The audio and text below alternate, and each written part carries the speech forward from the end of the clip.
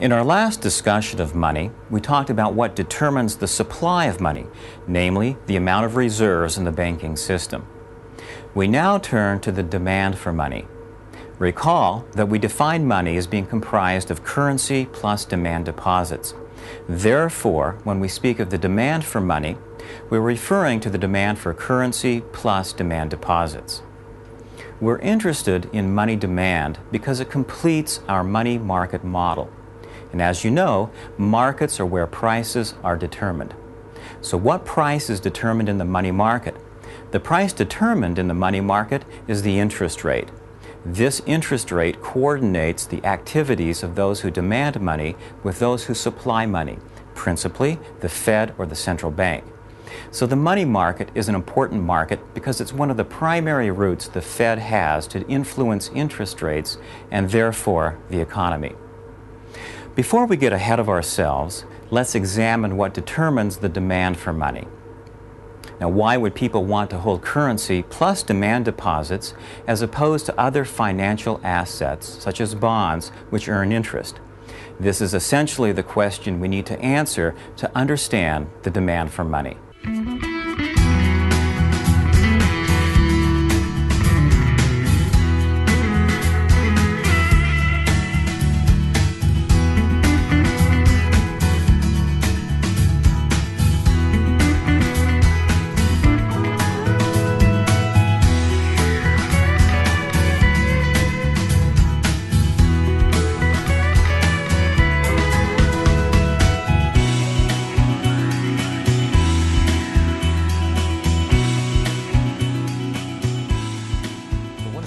About money compared to other financial assets, say bonds.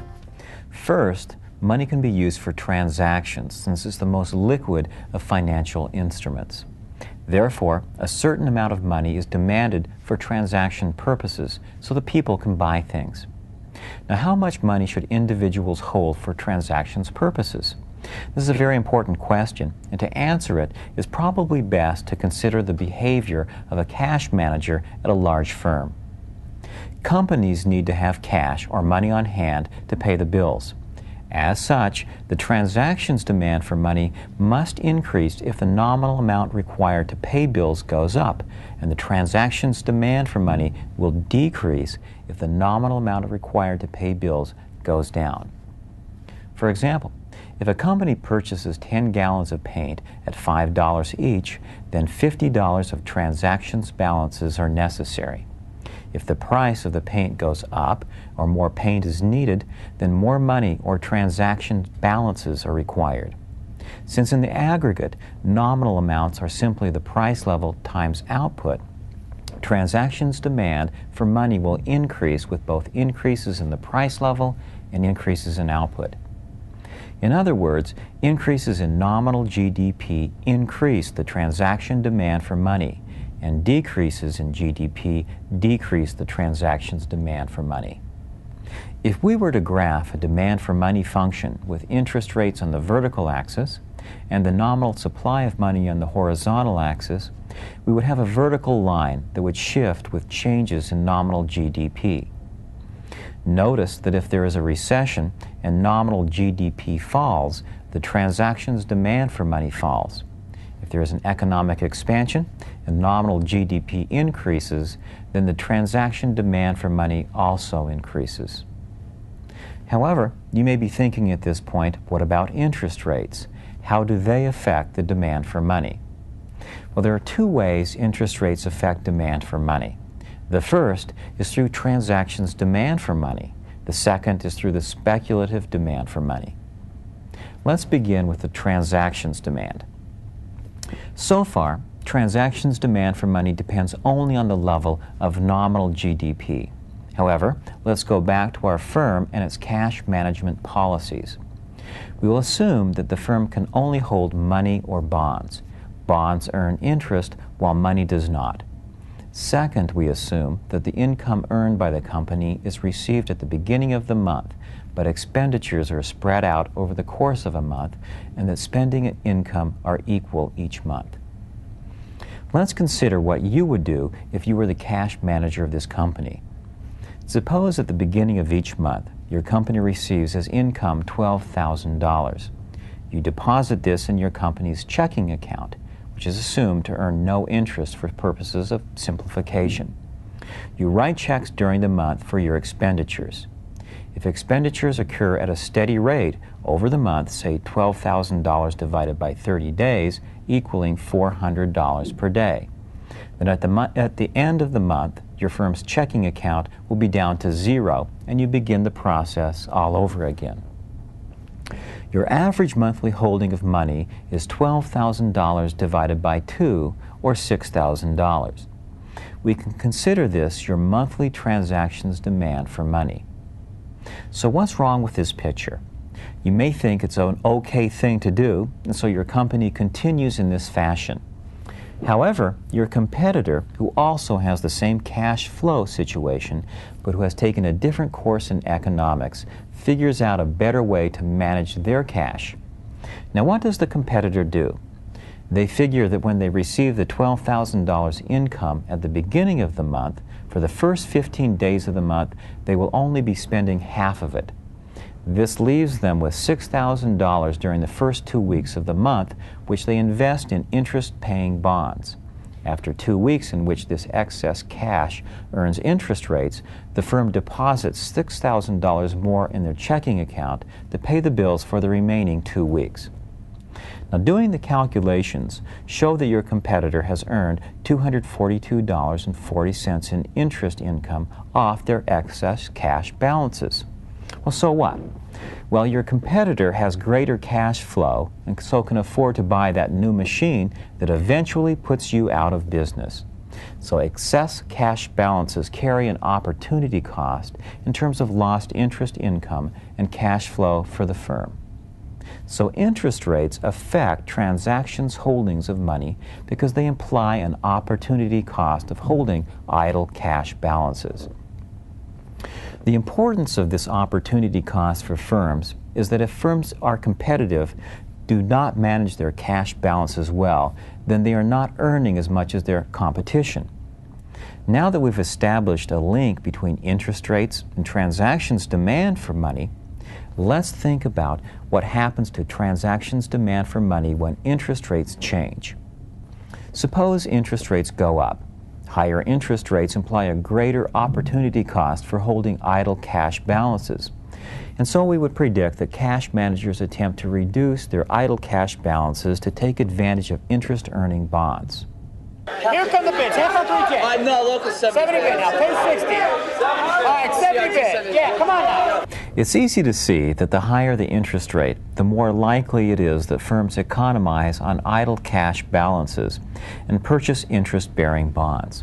However, there are costs to converting money to bonds and bonds to money. These costs can effectively limit the number of optimal transactions each month. However, as interest rates go up, the benefits of putting idle cash balances into bonds increases, and so the number of transactions between money and bonds per month would also increase. If so, the transaction demand for money would be inversely related to interest rates. We've learned then that the transaction demand for money increases with increases in the price level and output, and decreases with increases in the interest rate. Now it's time for Chalk Talk with your teacher, Mr. Garrity. Today we're going to talk about money demand and money supply. On this axis we have the interest rate. Here is money. Money supply is a vertical line. It's fixed by the Federal Reserve. It doesn't change when the interest rate changes. Money demand is downward sloping. It's downward sloping because when interest rates go up, you don't want to have a lot of money in your pocket. If you can invest that money somewhere else, you can make more money. And we all want more money. So when interest rates go up, we want to invest that, and we have a lower money demand. We don't want to have as much money in our pockets. So when interest rates rise, we demand less money. When interest rates go down, we demand more money. So what happens when the government increases their spending? We all have more income. The money demand line shifts outward to this new money demand line here. So we had this old equilibrium level right here at this interest rate and this amount of money supply. When money demand shifted outward, we then moved to this new level of money demand right here at this interest rate. But the problem is we still have this old level of money supply. So there's excess demand for money at this level of interest. So if there's excess demand for money, the interest rate is going to rise. And we will then move up this line until we reach this new level of equilibrium here at this new higher level of interest. That is money demand and money supply. The demand for money is also related to the interest rate in another way if we consider the role of money as an asset instead of as a medium of exchange.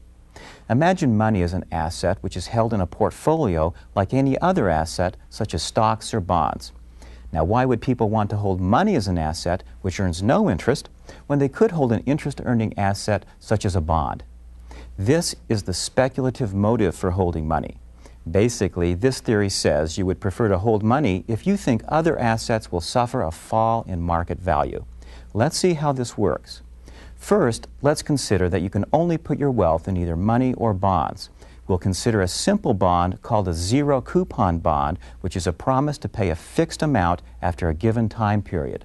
Suppose we have a zero coupon bond, which is a promise to pay $1,000 1 year from now. Now, how much is this bond worth to you today?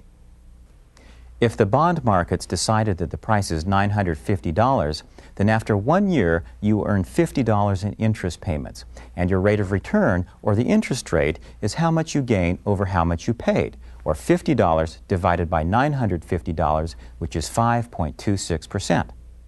If the market price of the bond rises to $975, the interest rate falls to 2.56%.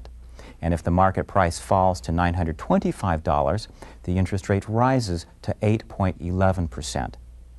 This example should make it clear that bond prices and the interest rate are inversely related.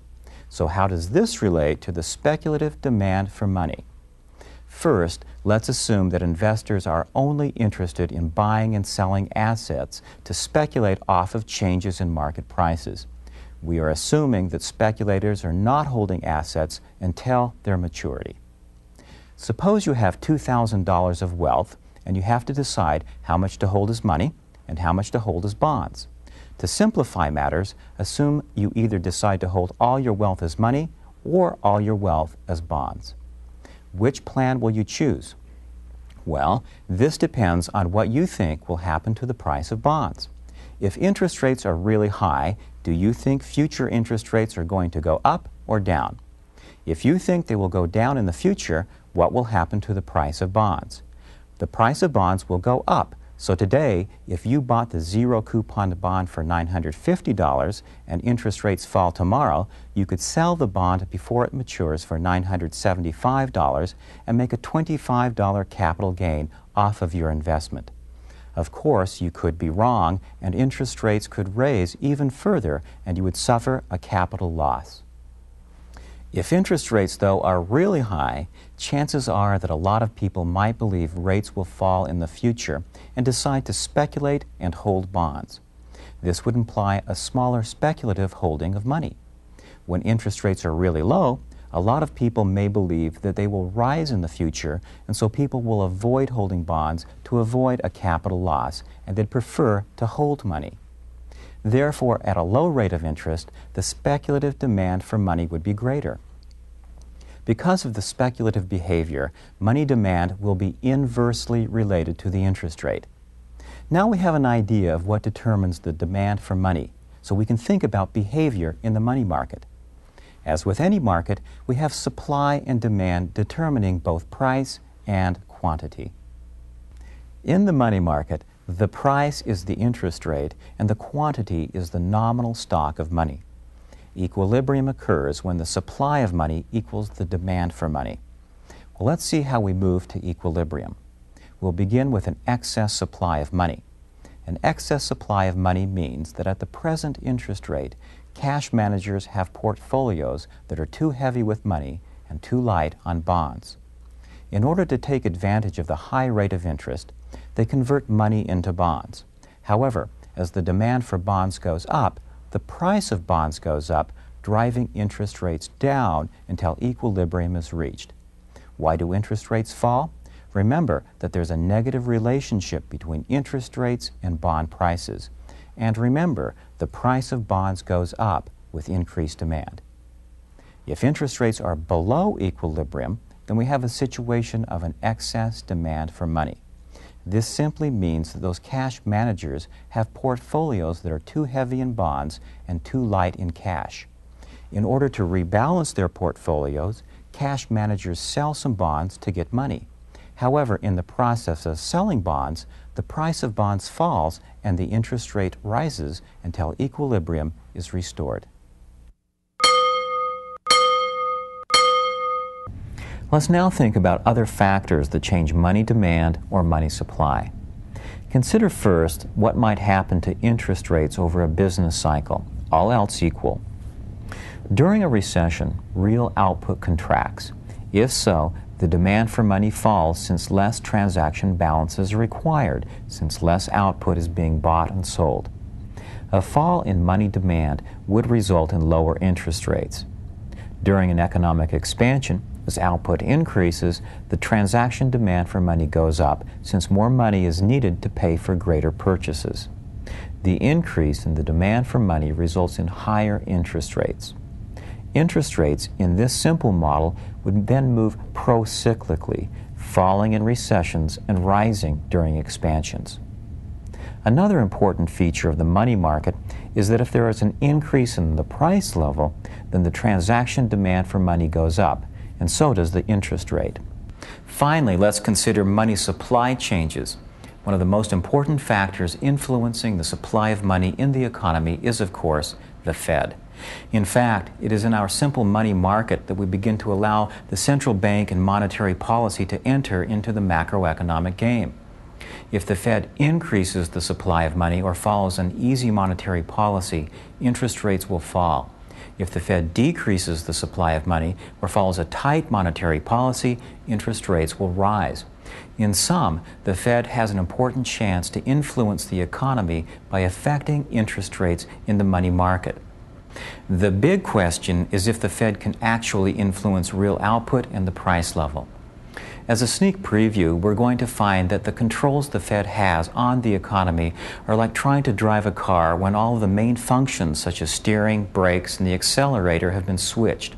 We hope that the Fed has at least passed a driving test.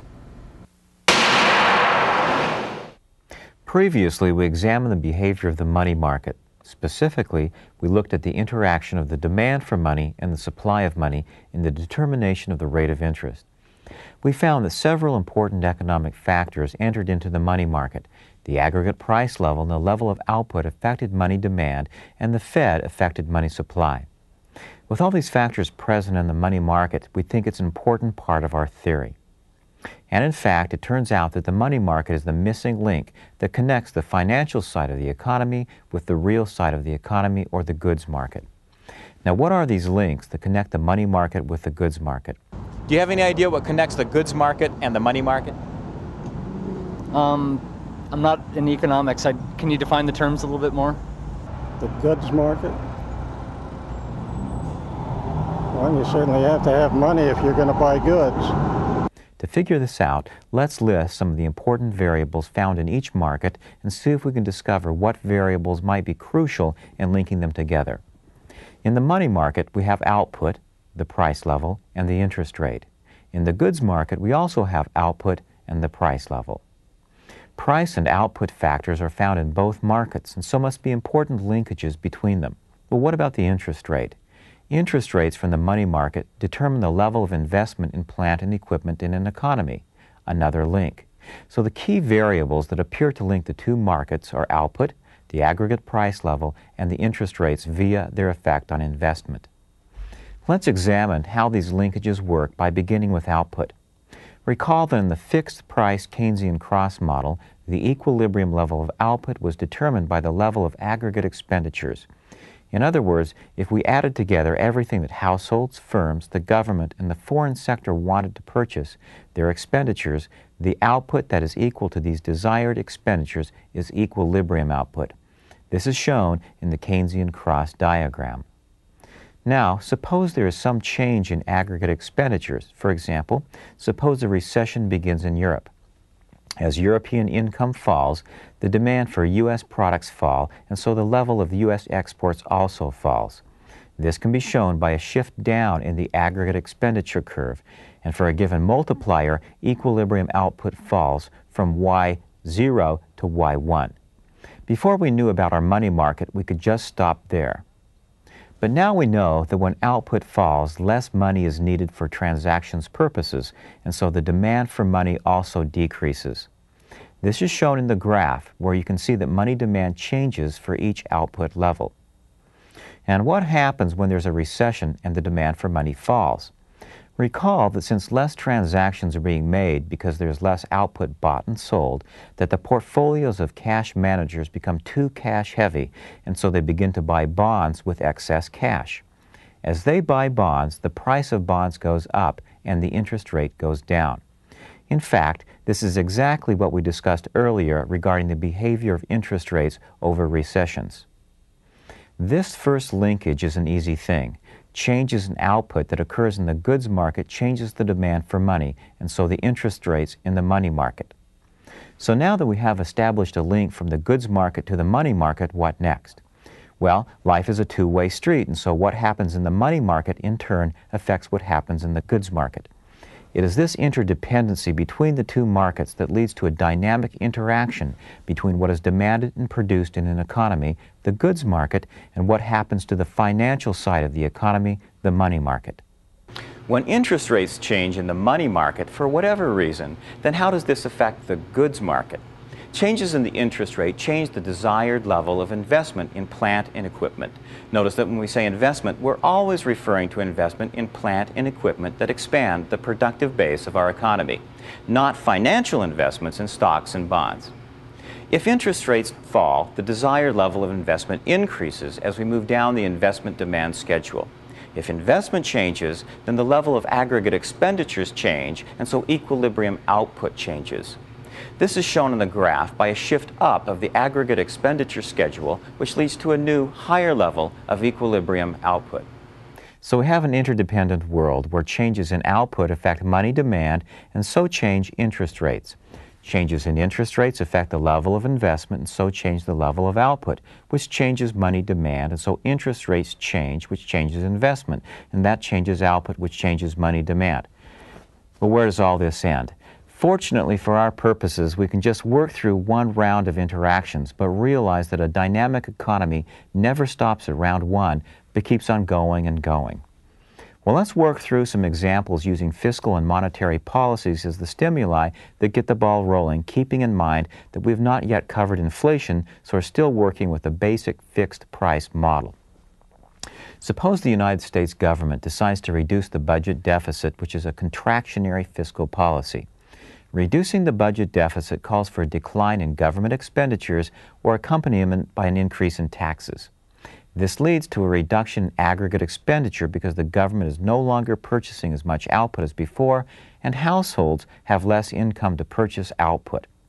The decline in aggregate expenditures results in a buildup of inventories in the economy above the desired level. As firms notice this, they begin to slow down production and so generate unemployment, which leads to declining income until a new, lower equilibrium level of output is attained. As the output level begins to fall, the transactions demand for money falls because less goods are being purchased, and so the interest rates start to fall. At this point, we should notice that a decrease in government spending results in lower interest rates, which have come about because of a decline in output. The lower interest rates stimulate private investment spending in plant and equipment, which increases the level of aggregate expenditures, pushing up the level of output. In effect, the level of output drops by less because of the effect of lower interest rates on investment. Later, we will examine more carefully the effects of changes in the budget deficit on the economy. Well, now let's look at contractionary monetary policy. In this case, the Fed decides to reduce the supply of money by selling bonds. When the Fed sells bonds, the price of bonds drops and interest rates start to rise. As interest rates go up, cash managers reduce their transaction demand for money until the money market is back in equilibrium at a higher rate of interest.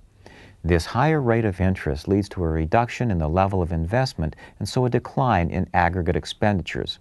The decline in aggregate expenditures leads to a lower level of equilibrium output. However, the lower level of output is accompanied by a decrease in the demand for money, and so interest rates lower somewhat. This moderation in interest rates pushes investment back up a bit, and so equilibrium output does not fall to quite the extent that it would without considering this feedback effect. In sum, contractionary monetary policy lowers interest rates and leads to a reduction of output, but these effects are moderated by the feedback of changes in output on money demand. Now, when you look at the economy using these very simple models, you get the impression that policymakers only have to turn a few levers to get things to turn out the way they want. Unfortunately, this isn't the case. The best way to consider these models is as a framework to begin asking and attempting to answer questions when additional complexities of the real world are brought in. For example, let's consider monetary policy again, but this time we will model more carefully interest rates. To begin, we have a very simple model of how monetary policy affects output. Namely, changes in the supply of money change the interest rate, which changes investment and so output. We now ask ourselves if the interest rate that the Fed influences is the same interest rate that businesses use to determine their level of investment or not. Let's consider a firm. When they decide to make an investment in a new machine, known as a capital expenditure, they make their decision based on a comparison of the costs of the investment with the benefits of the investment. The cost of the investment, or capital expenditure, can be thought of as relating to the rate of interest on the money they borrow to purchase the machine. So what's the relevant rate of interest?